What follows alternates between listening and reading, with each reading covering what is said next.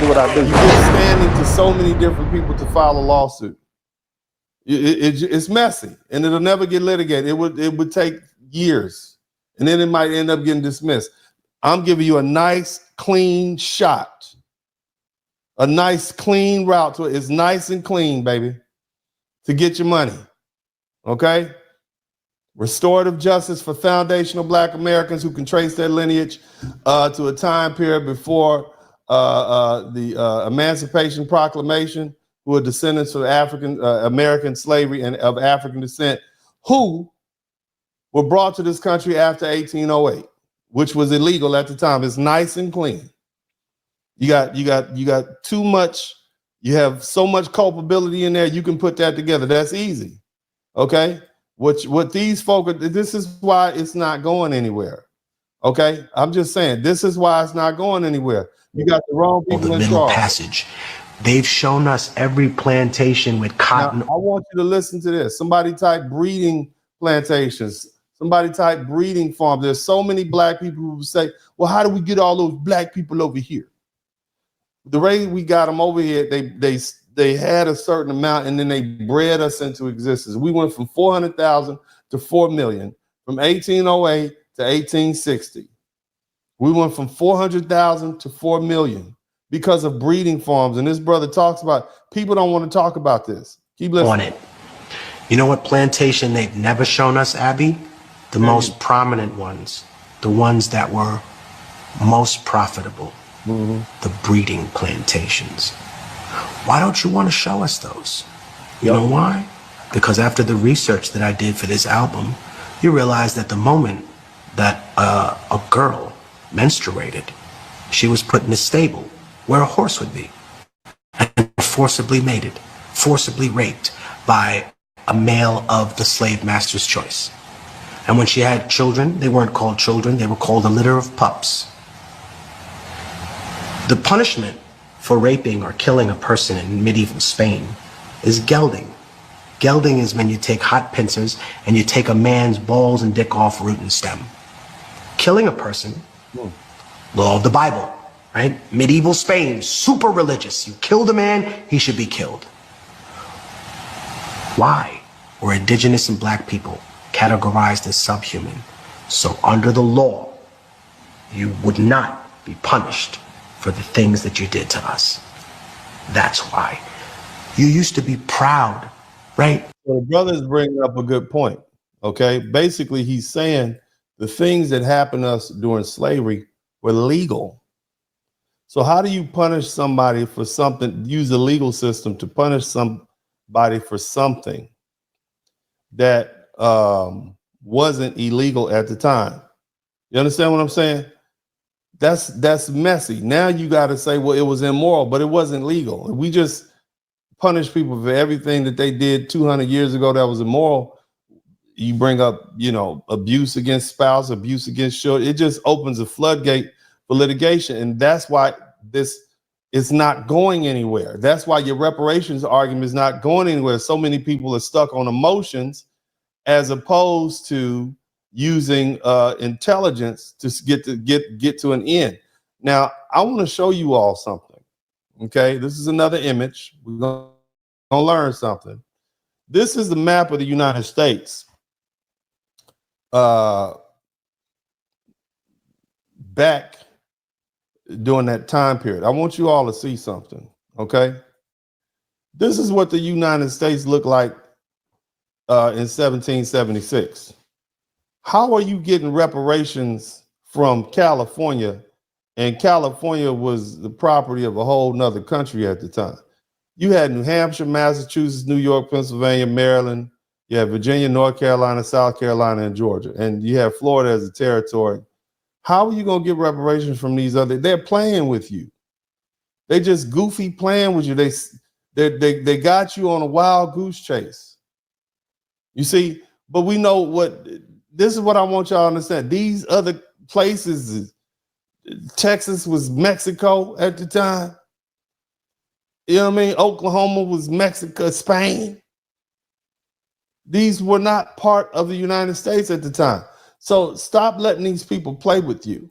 Okay, fam. Used to be proud, white America, of rape and murder. Used to be proud of colonization. Used to, wow, that made us tough. And see, And then again, you got, this is an emotional conversation, and I'm going to disagree with them. America always knew that slavery was wrong. They knew it was unjust. That's why they had to categorize us as less than human so that they can justify. They had to get the Pope and the saints to say, oh, yeah, these black people are beasts.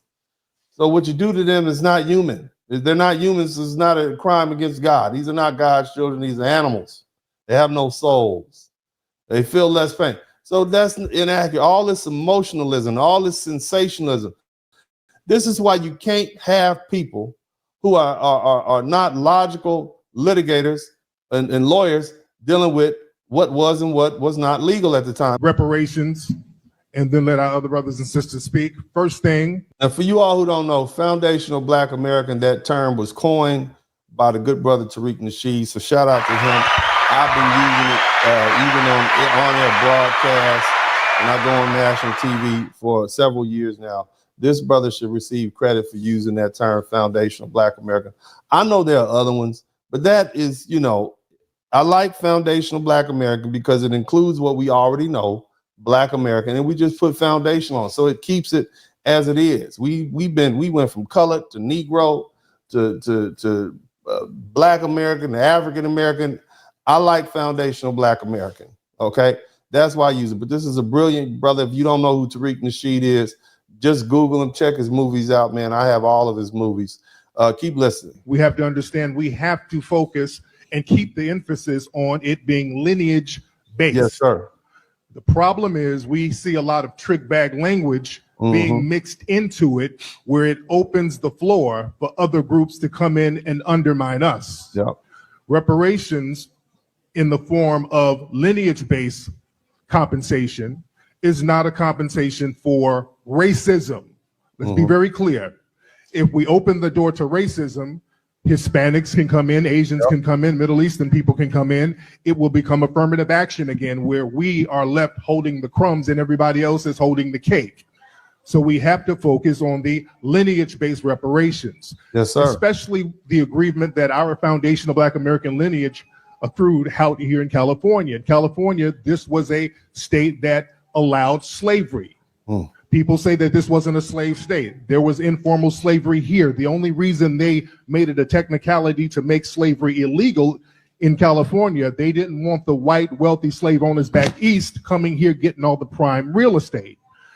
They had slavery out here. Our foundational Black American brothers and sisters and our ancestors were out here working enslaved. San Bernardino, California was a slave colony. There were slave colonies here around the Bay Area. We couldn't get out of slavery because they made it illegal for Black people to testify against white people.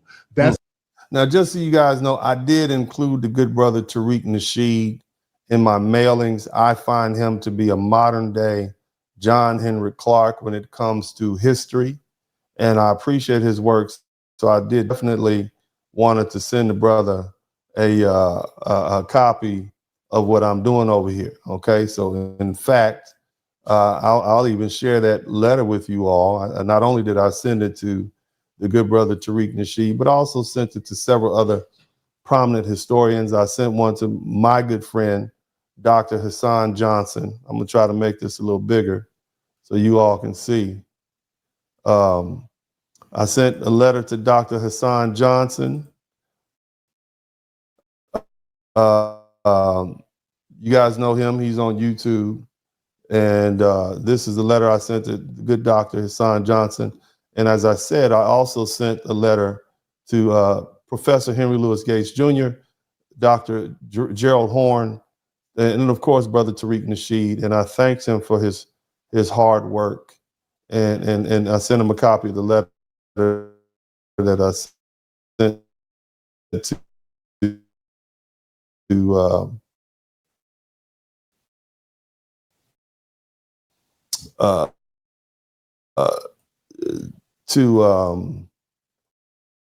let me know if you can hear me. Oh goodness. Okay. Yeah. So I included Brother Tariq Nasheed in my mailings because we are going to need the historians. I'm not a historian. I'm a lawyer. Okay.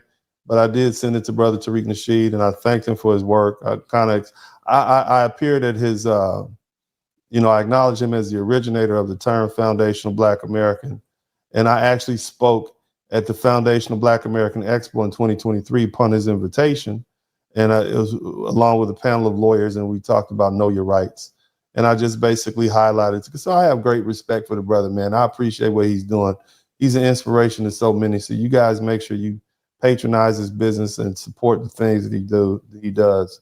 I appreciate what he's done. We'll let the brother finish speaking and we'll move on. What's up, what's up, what's up? Welcome, welcome, welcome to the broadcast. This is Uncle D. People wash their ass in the tub, Kamala Harris. You were tuned in to Uncle D. D's Black Man Talk. Pull up, homie, take a seat. Don't be a shadow watcher every day.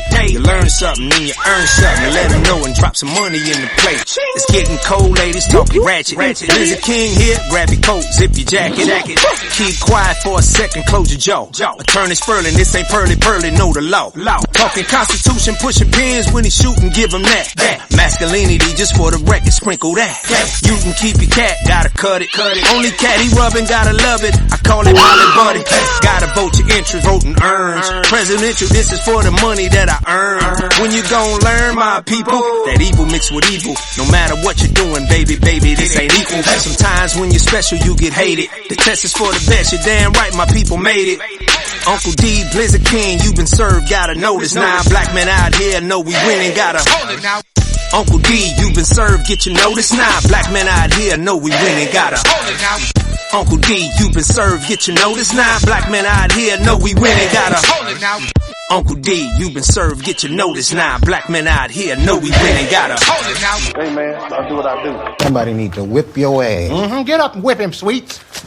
Hey, don't be putting the money in my hand all rough. Take your ass out here. You buy you a Flowbee and cut your own damn hair from now on.